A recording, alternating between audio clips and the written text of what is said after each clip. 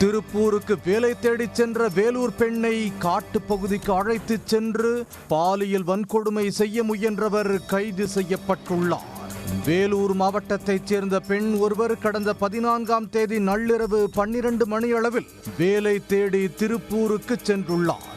திருப்பூர் மத்திய பேருந்து நிலையத்தில் இறங்கிய அவரிடம் இளைஞர் ஒருவர் வேலைவாய்ப்பு ஏஜென்ட் என தன்னை அறிமுகம் செய்து கொண்டு வேலை வாங்கி தருவதாக அவரை அழைத்துச் சென்று திருப்பூர் காங்கேயம் சாலை நல்லூர் அருகே உள்ள காட்டுப்பகுதியில் பாலியல் வன்கொடுமை செய்ய முயன்றுள்ளார்.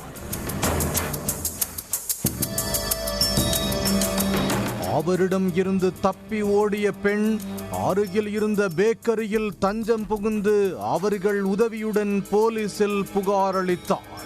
சம்பவம் குறித்து வழக்கு பதிவு செய்த திருப்பூர் தெற்கு போலீசார் திருப்பூர் மத்திய பேருந்து நிலையத்தில் உள்ள சிசிடிவி காட்சிகள் மற்றும் காங்கேயம் சாலையில் உள்ள பல்வேறு பகுதிகளில் இருந்த சிசிடிவி காட்சிகளை கைப்பற்றி ஆய்வு செய்தனர்.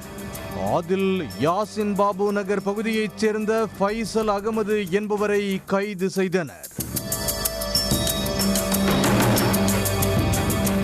அவரிடம் மேற்கொண்ட விசாரணையில் அவர் லாரி ஓட்டுநராக பணியாற்றி வருவதும் வெளி மாநிலங்களுக்கு லாரி ஓட்டிச் செல்லும் அவர் 1 வாரம் வெளியூர் மற்றும் 1 வாரம் வீட்டில் என இருந்து வந்துள்ளார்.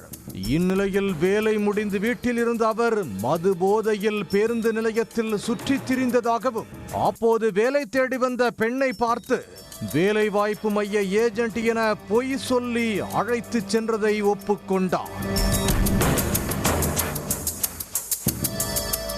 இதனைத் தொடர்ந்து அவரை கைது செய்த போலீசார் நீதிமன்றத்தில் ஆஜர்படுத்தி கோவை மத்திய சிறையில் அடைத்தனர்.